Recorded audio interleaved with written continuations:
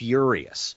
Thankfully, it was just an hour and a half leg of the flight and not my 4-hour leg of the flight, because I really would have lost my mind. But, here's this situation where I know I've seen Kevin Smith. Kevin Smith is bigger than that woman that was sitting next to me.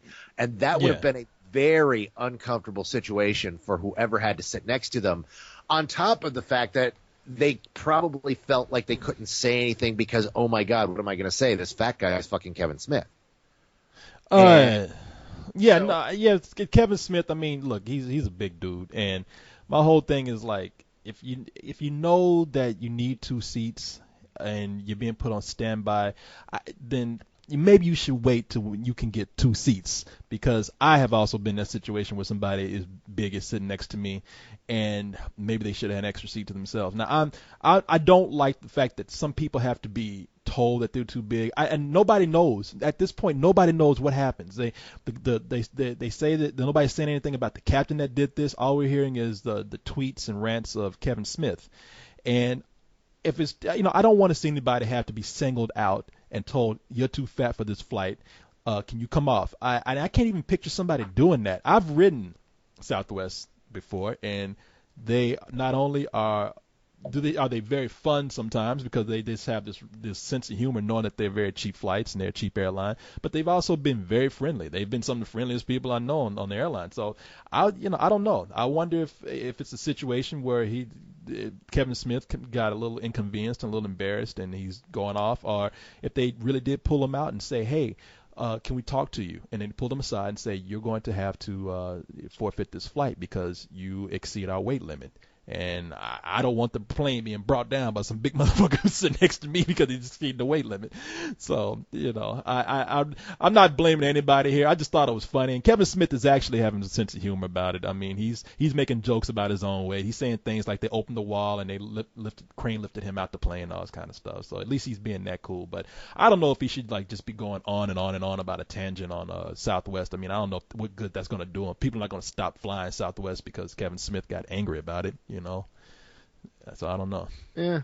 He did propose a challenge, though. I would like to see this. He said he would come on the Daily Show, and he would have them put the seats down on the Daily Show, and if he fit in one seat, I guess like you said, without spilling over anything, he would donate $10,000 to charity. However, if he didn't fit, in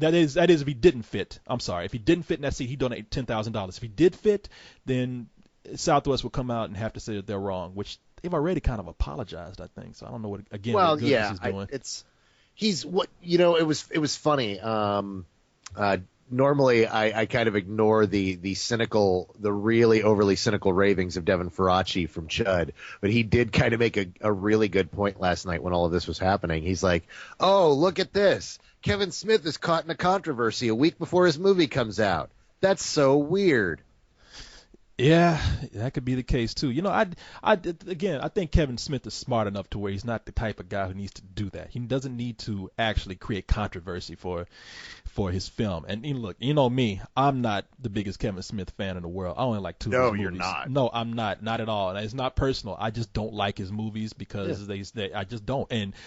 But I like 2 of them. I like 2 of his movies very much. And I told you, I think Kevin Smith is one of the quickest and wittiest and smartest people out there as far as directors go and public speakers. So I don't think he's smart enough to where he doesn't have to go out there and create controversy for his film. I agree, although it is you gotta take a look at that, and he is playing this up quite a bit, and it's not like this came out of the blue. It's not like somebody else reported it and then he commented on it. No, he was the one that reported it through Twitter, and he's the one that threw a big fit, and now we're talking about it on our show.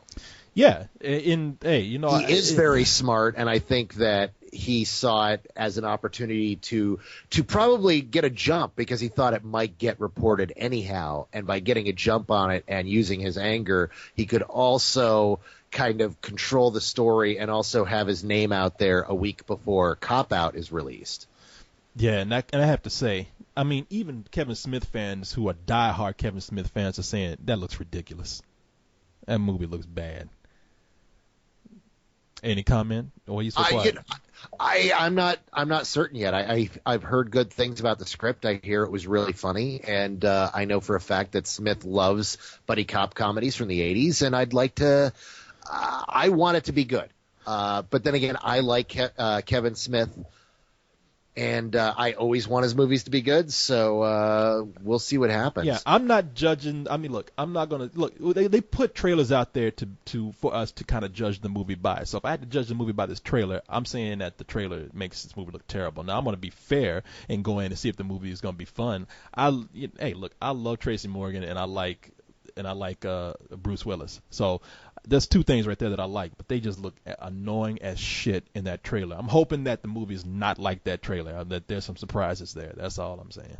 So I'm being fair. I'm not biased against Kevin Smith at all. I'm just going by the movies that I've seen, and I don't hold every movie against him. I'm hoping that he does something different with this because we have not seen him do a cop buddy movie yet.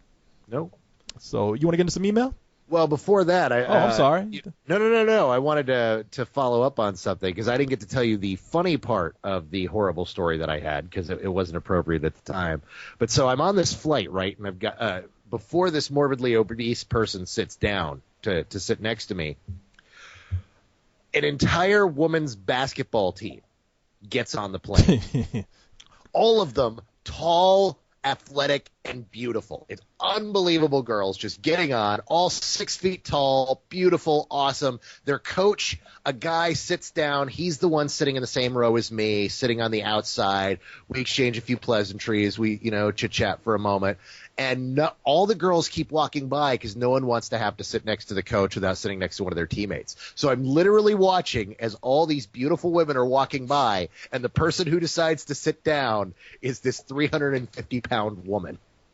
Jesus, and it was literally one of those "you've got to be fucking kidding me" moments. Yeah, you were that guy at the time. You were just unlucky. I'm sure I had that grin on my face, like, oh yeah, we're gonna have some hot basketball chick sit down. And God's like, oh no, not today, my friend. You were about to have the worst flight of your fucking life. You thought a hot basketball chick was going to sit next to you. Instead, you got a linebacker. And then trying to sleep on plane, and that kid got sat next to you. This is worse than that. Your luck was up that day, man. Somebody had to pull that ticket from the lottery, and it was you. You got the fat chick lottery ticket that day, and you were the winner. Yeah, and that was your prize. The thing is, I think it was a karmic thing because on the next flight I got sat next to a Texas roller girl. Oh, okay. We'll see. It all was worked out. Fucking cool because then I got to talk to a fucking roller girl. So. I know. It's almost like God said, "Okay, there you go. Shut your mouth." Yeah, it's like, here you go. You're paid up now. Our bill is even. Yeah, we're even. Shut the fuck up. It was just so rough because it's all these tall, thin women walking by. It's like, hey, I could have one of them sit next to me. No. Instead, you got boom. And the worst part was the woman, she had to get an extension for her seatbelt and then couldn't figure out how it worked. I had to help her put her seatbelt on. It was fucking awful. I mean, it really was. So, I mean, this is why I'm torn on this issue is I've been that guy stuck in that situation, trapped in the corner of the plane without being able to breathe, without being able to type because you can't get your elbows up because their belly is right there where your elbow is supposed to go. And, it's a real problem, and that's something that you run into on Southwest, which the problem with Southwest is because they don't have assigned seats, you can't just up and buy 2 seats like that. Yeah. So, I mean, they might sell you 2 seats, but you have to wait in line, and then you have to get on, and you have to take whatever seat you can find. You gonna eat those peanuts? Yeah, I was like 90th in line to get on the plane one time and on this flight, and I had checked in 24 hours in advance. I mean, this is literally one of those things that the people that fly, they check in at the earliest possible moment so they can get on the plane as soon as possible and secure their seats. And it's it was a bad enough situation. I am not going to fly Southwest again unless I absolutely have to. So for those of you who think it's a really cool thing to sit by Kevin Smith, remember this story right here from Carla. You might get tweeted. Yeah. So anyway, man, no, excuse me. You want to get into some tweets and emails? Sure, I got some tweets for you. Hey, let me say something here. No tweets from Metal Virgin. She tweets every week. Oh no, she doesn't tweet every week. That's the thing. The last few weeks, she's also asked really good questions, and that's why I sit through the questions and look for the questions that fit best with what I think you and I can talk about for a while. No, I love that girl. Don't get me wrong. It's nothing against her. No. I don't want to show favoritism. There have been several weeks where she's asked questions that did not fit, and I just skipped over it. It's all about the question, not who asks. I read the question and then I take a look at who asked it. But let's start with Grog42. Okay. Who asks, would you like to see a Star Trek TV series set in the same timeline as the new movies? Go ahead. I would love to. I absolutely love what they've done. I like the new timeline, and the one really downer about the way that they've set this up is we're not going to get much time to explore this new universe, this new timeline, because we're only going to be able to get a new movie every 2 to 3 years. And we're not going to have movies for very long because, well, the cast is going to age. And once you've done 3 or 4 movies, all of a sudden the young Kirk is now, the pushing middle age Kirk. And I think we're probably going to get 2, maybe 3 more movies out of this franchise, and I would like to explore what a post Romulan attack universe looks like. Because essentially what they've set up is a post 9/11 Star Trek universe. It's a darker, harsher, more militaristic, fearful Starfleet, and that's something we haven't seen before. It's very new. It's cool, and I would like to see that. Yeah, I think it's a different angle on Star Trek that we have not seen, and they have created another universe, so why would you not want to explore that? The only thing is that I don't know. I look at the movie, and the movie, I mean, we've been introduced to this universe through the movie, not the other way around like some of these other series. I mean, we saw the series, and we got to see like the amped up version on the screen, and I'm just don't want it to be.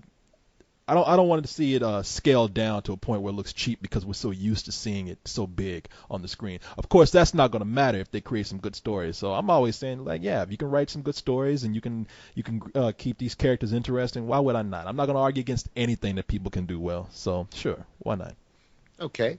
Why don't you guys put all the audio? This is from Dylan9094. Why don't you guys put all the audio reviews, including raw audio, for the video reviews on iTunes?